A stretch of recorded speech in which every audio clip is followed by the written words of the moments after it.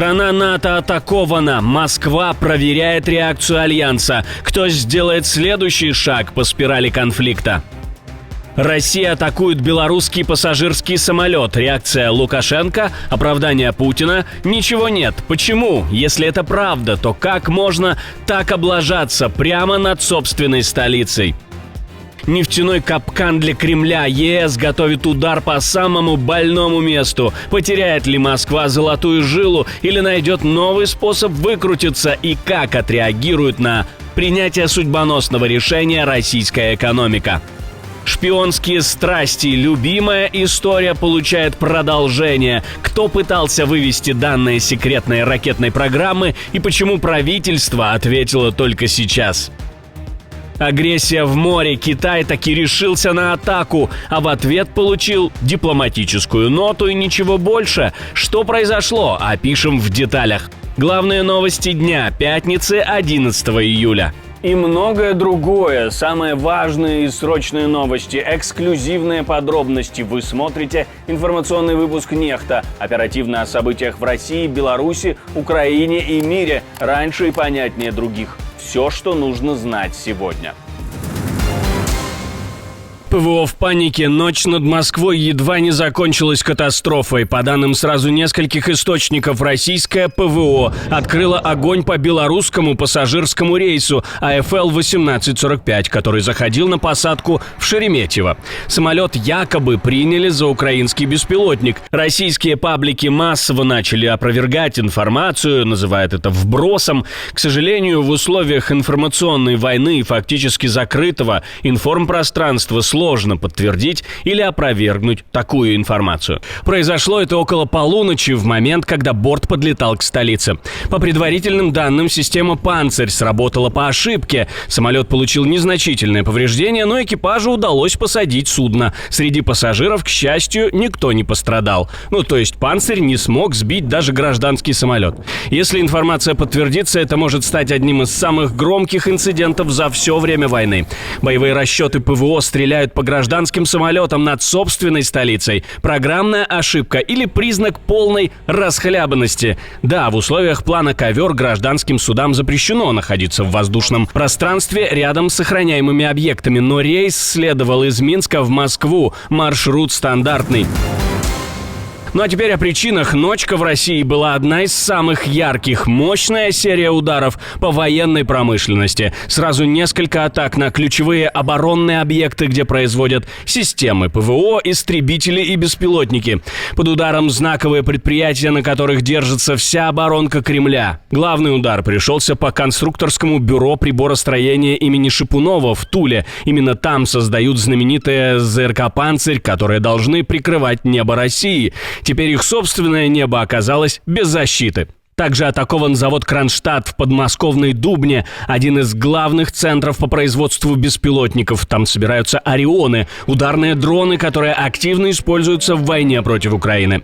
Но и это еще не все. Луховицкий авиационный завод имени Воронина, где производят и модернизируют истребители МиГ, тоже под обстрелом. Завод огромный, с собственным аэродромом, и он критически важен для всего оборонного конвейера РФ. Удары по таким объектам — это не просто демонстрация, это прямая атака на военную логистику. Взрывы также слышали в Курской и Тверской областях. Информация о характере разрушений еще уточняется, но масштаб уже очевиден. Ночная атака стала одной из самых скоординированных за все время широкомасштабного вторжения России в Украину. В Брюсселе назревает поворот, который Москва точно не ждет. Еврокомиссия предлагает новый механизм давления на Кремль, плавающий потолок цен на российскую нефть. Не фиксированная цифра, как раньше, а автоматическая система, которая будет сама подстраиваться под мировой рынок. Это может серьезно ударить по нефтяным доходам России и, наконец, разблокировать 18-й пакет санкций, который давно тормозят всего несколько стран ЕС. По информации Reuters, суть в в том, чтобы сделать ценообразование гибким. Если нефть на мировом рынке дешевеет, падает и поток для Роснефти. Если дорожает, потолок немного растет, но не дает Кремлю снимать сверхприбыль. Обсуждаемая стартовая планка чуть выше $45 за баррель. Для Москвы это тревожный сигнал. Именно за этой границей почва начинает уходить из-под ног бюджета. Брюссель надеется, что такой подход убедит скептиков. Санкции могут быть не только жесткими, но и умными. Главное сделать так, чтобы Кремль не мог обойти их привычными схемами. Некоторые страны уже смягчают позицию. Венгрия, например, готова отказаться от российской нефти, если снова заработает трубопровод Одесса-Броды. Германия давит на Словакию, чтобы та перестала блокировать пакет. ЕС делает ставку не на громкие лозунги, а на точечный управляемый механизм, который может лишить Россию самого главного нефтяного краника, из которого она до сих пор черпала ресурсы для войны. Америка внезапно меняет тон. Трамп, который критиковал Украину и подыгрывал Кремлю, внезапно идет ва-банк. Впервые он лично одобряет отправку оружия в Киев. И не абы какого. Речь может идти о ракетах «Патриот» и боеприпасах средней дальности. То есть о настоящем ударе по амбициям Москвы. Речь идет о поставках на сумму около $300 миллионов, и это только начало. Источники Reuters говорят, оружие поедет не когда-нибудь там, а в ближайшие дни. Оно уже лежит на базах в Европе и может быть переброшено на фронт буквально за сутки. Решение на финальной стадии, детали на секретном совещании. Позиция президента-республиканца по защите Украины была непоследовательной. Иногда он критиковал расходы США и высказывался в пользу России, но также иногда выражал поддержку Киеву и критиковал Кремль. До этого момента Трамп только тянул старые поставки Байдена, но сейчас впервые он сам активирует президентскую программу военных поставок, которую раньше использовал только его предшественник. Сигнал очевиден, администрация больше не отмалчивается, она готова действовать. Правда, действовать они собираются по-своему, через НАТО. В интервью NBC президент США заявил, что платить за все это будет Альянс на 100%, то есть ни копейки из кармана американских налогоплательщиков, якобы. Им бы это понравилось, они просили. Такие системы действительно большая редкость, потому что многие уже были отправлены в Украину. Но да, они хотят их, я знаю, что запрос был. Мы должны будем это обдумать. Это очень дорого, действительно очень дорогое вооружение. В Альянсе не против такого распределения. Марк Рютте говорит, что соглашение финализируется.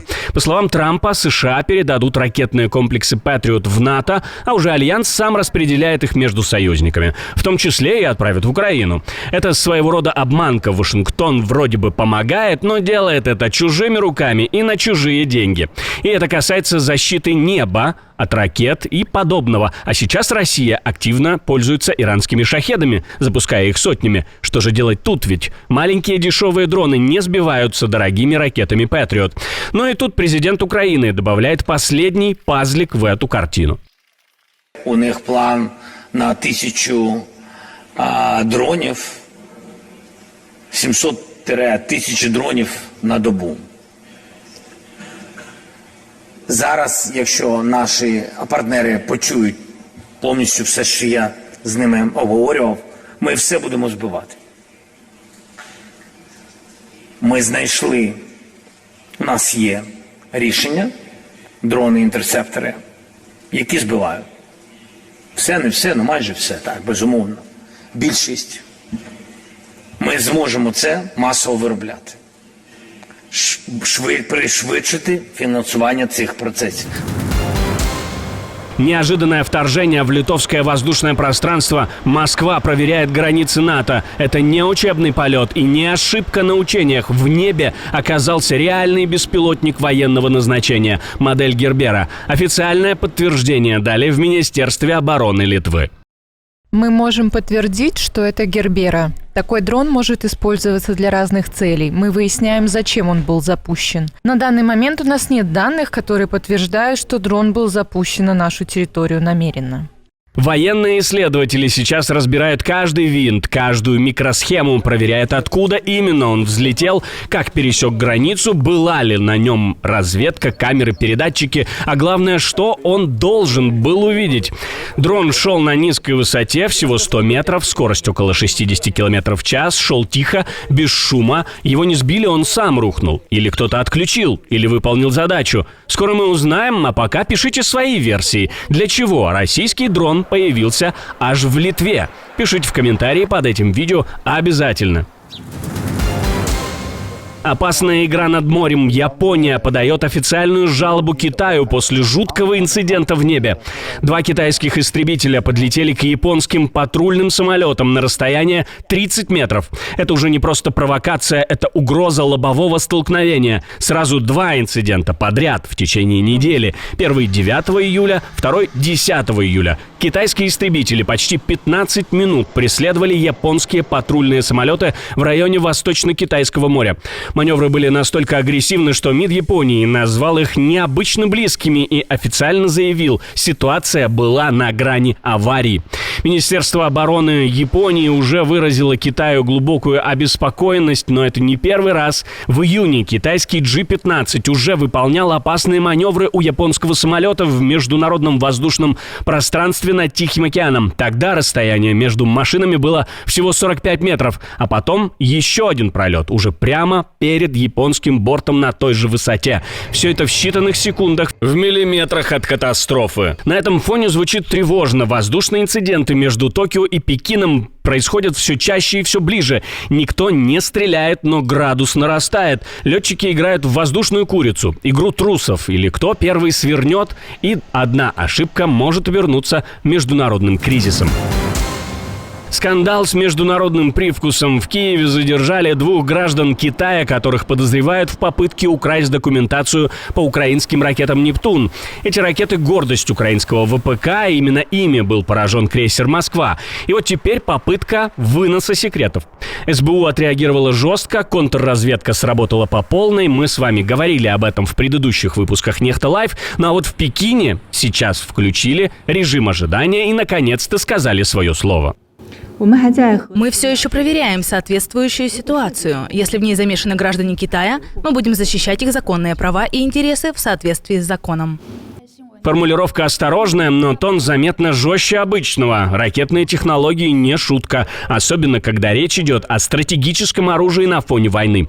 Если попытка была целенаправленная, это уже не просто инцидент, а прямой удар по доверию. Сам факт задержания китайцев с такими интересами уже вызывает тревогу. Это разовый случай или часть куда большей схемы. Ответы могут многое изменить в отношениях Киева и Пекина. Отдельное спасибо, что досмотрели до конца. Спасибо за ваше доверие. Жду развернутых комментариев, лайков и репостов. Это важно, чтобы нас становилось больше. На этом пока все. До новых встреч и хороших вам новостей.